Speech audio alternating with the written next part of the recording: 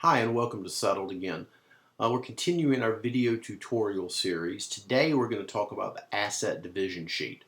As always, when you log on to Settled, you'll be taken to the dashboard where you will select Manage Clients and Documents. You'll be taken to the Client Management page. We've been working with Steve and we're going to, as always, select the blue icon to manage Steve's documents. And today we're going to the asset division analysis. Now, if you look at this, this is your typical spreadsheet that takes into account all the issues of the estate, the real estate, vehicles, investments, all through. These are all taken from the financial declaration.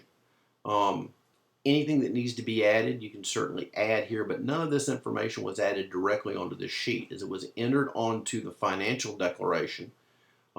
Designated over. Now let's look specifically at retirement. If you look here, we have one retirement account. If we go back over to the financial declaration page, let me show you how this will work. Add a new voluntary retirement. Make sure you select the voluntary. We'll say that it's individual and that it is a 401k. And let's say there's 150,000 in this account. There's no debt on it. We want to include it on the asset division sheet. So we're going to press save. It'll be saved. Green flag is a hallmark that we can move along. We'll come back to the assets division sheet and we'll reload it. And we now have two retirement accounts. One of the features that Settled has is we have a note tab section here that we can give notes particular to each asset. And let's say that this 401k is a Bank of America 401k. So we'll note that. And let's say that this other account is a work-related 401k. We have that there. Any of these assets you can come through and you can note here. Now, down at the bottom, what it's done is it's taken all of the assets, the debts, totaled everything out. We have the value of the estate, the value of all of the debts, credit card debt, vehicle debt, the debts on the homes, and then we net it out to an equity amount. Now, what we have here is we have a 50-50 asset division. We have a 60-40 asset division. Now let's look down at this particular asset. If you note here, this $105,000 is not 50-50, but it's all to the client. That's because what we can do is we can tell the system to do a default division, which is 50-50. And if we calculate that, and we come back down here to the bottom, it'll show us that 50-50 is just this, and it takes nothing to equalize the estate. But what we have the ability to do is we can come through and we can do an assignment just to the client. Say the client has said he has to keep his 401k. Well, we can absolutely do that, and it will show us down here now that it's really a 58-42 split with $52,500 being over here for the client. But let's say that we still want to balance the estate and we have to pick up the funds somewhere else. So what we need to do is we need to find $52,500. Well, what we can do is we can turn this off, leave this here, and we can come down to this asset and we can say, hey, let's do this way. Let's do a unique asset division. Let's look at dollar values here. And we know that what we need to do is we need to get $75,000 there on one side.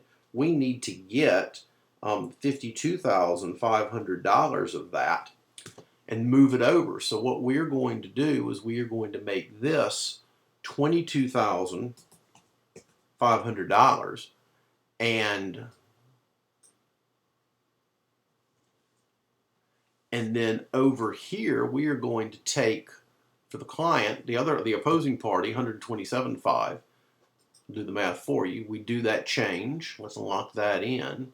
And then we're back at 50-50 with nothing to equalize. And if you look here, it'll show that you've done a unique division splitting the two between. That's a unique feature that you can do on any asset at all.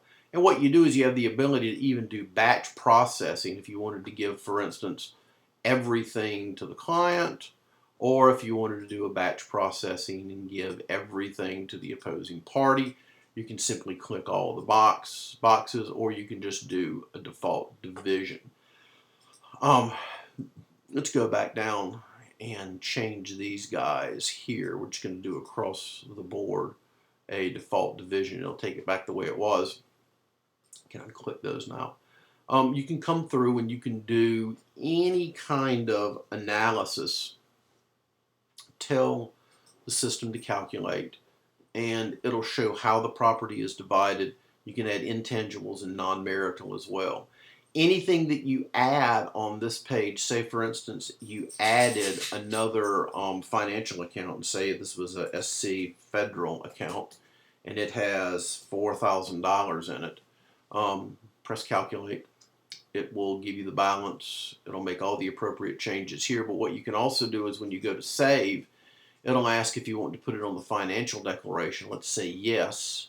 Come back over and we refresh and reload the financial declaration. What you end up with is, by coming down to the cash and financial accounts, you now have a South Carolina federal account squared in here. So any of the assets that you enter on the financial declaration will move to the asset division page, and vice versa. You have the ability to do batch processing at a whole on set divisions, or you can come in and customize with unique divisions per individual asset. Should you need at any time on the page, or any of the pages actually, you can pull a calculator up and do calculations. As with any page, make sure you save any of your work before you move on. And lastly, you can generate a PDF with both columns or a single column that will allow you to include or not include the confidentiality language, and you end up with a PDF ready to be presented to the court that will show the